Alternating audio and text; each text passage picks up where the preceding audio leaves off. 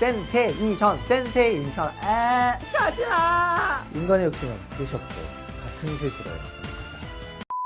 안녕하세요. 근거를 알려준 의사 그날의 김현입니다. 때는 제가 학생 시절 예방의학이라는 시험을 봤어요. 예방의학이라는 시험을 볼 때쯤이면 학년도 많이 높아져서 학생들이 잔머리 굴리는 실력이 엄청나져요.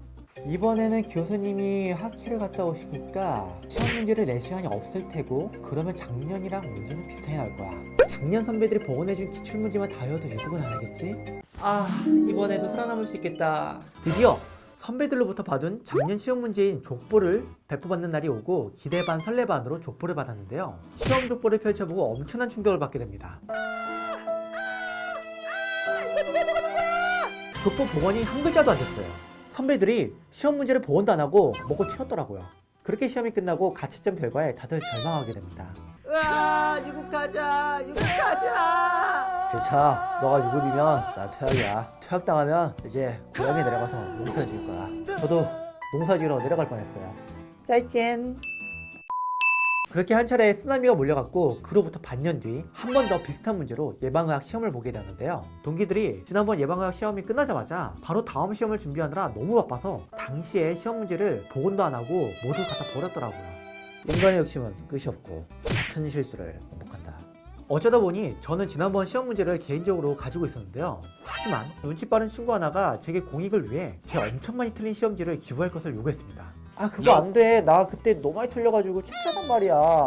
나도 인권이 있지. 하지만 인권 따위 개무시당하고 인권 없는 자발적 기부를 당해버렸죠.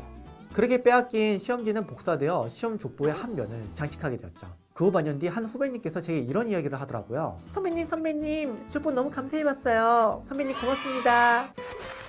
내 시험지 봤구나. 그 다음에도 선배님 감사합니다.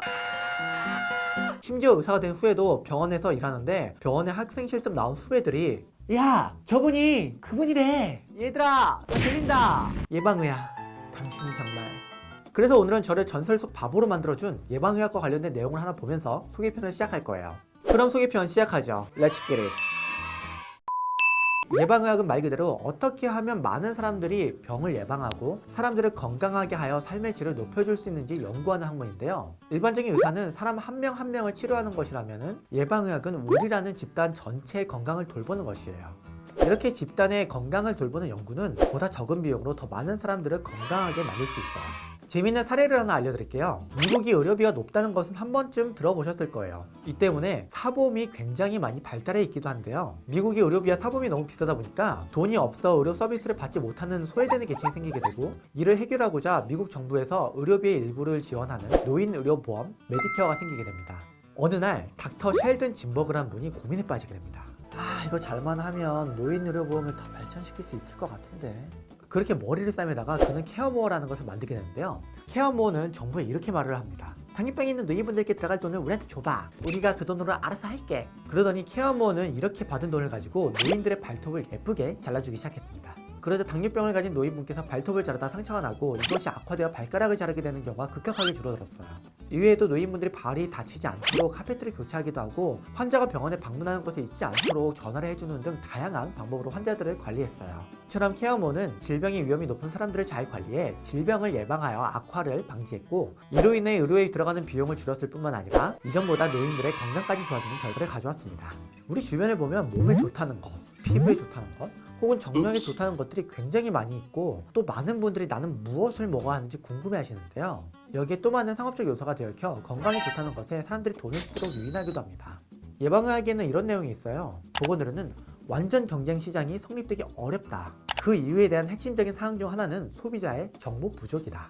보건의료 분야에서 소비자는 전문적 지식과 기술을 가지지 못하기 때문에 질병이 발생하는 경우 전문가에게 의뢰를 해야 한다. 이때 전문가가 적절한 대리인의 역할을 하지 못하는 경우 유인 수요, 즉 돈을 벌기 위한 꼬임에 당할 수 있다는 것인데요. 저는 사람들에게 믿을 수 있는 정확한 정보를 드리는 것이 이러한 정보 부족 현상을 해결할 수 있고, 케어모어와 같이 건강과 의료에 들어갈 비용을 줄일 수 있으며 사람들의 건강을 증진시킬 수 있는 방법이라고 생각합니다.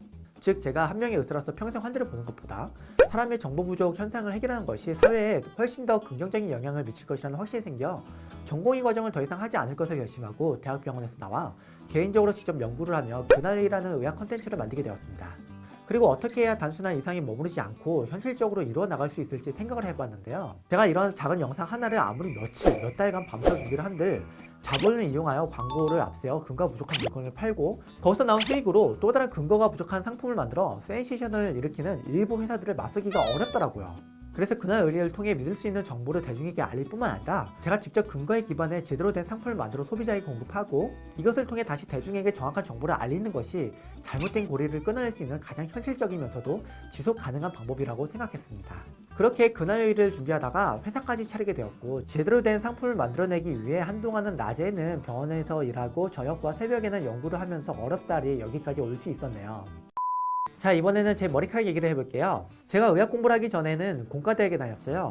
이 사진은 공대 졸업할 때쯤 찍은 사진인데요. 저 때 무슨 온몸의 원기옥을 머리카락이 다 빨아가는지 머리카락이 진짜 엄청 빨리 자랐어요. 거기다 머리털 힘은 또 왜 이렇게 센지 하도 뻗쳐서 관리가 안 되는데요. 파마라도 해서 쉽게 관리하려고 했는데 파마가 비싸잖아요. 그래서 그 돈을 아껴서 공부하는데 한 푼이라도 더 쓰려고 대충 묶고 지냈더니 이렇게 돼버렸어요. 어릴 때 판교촌에 살다가 아버지가 정말 뼈 빠지게 공사일을 하셔가지고 어렵사리 벽돌집까지 오게 됐는데 당시에는 공부할 돈이 정말 여유롭지 못했어요. 그래서 친구들이 버린 책 주워다 공부하고 어떻게든 독학해서 공부하려고 하루에 매일 21시간씩 집에서 혼자 의학전문대학원 입시 공부를 해서 여기까지 왔는데요.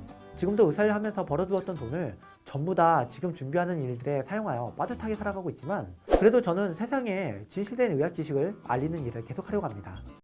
그날의 소개편 그럼 여기서 마무리하겠습니다. 고맙습니다. 여기까지 그날의 김연이었습니다.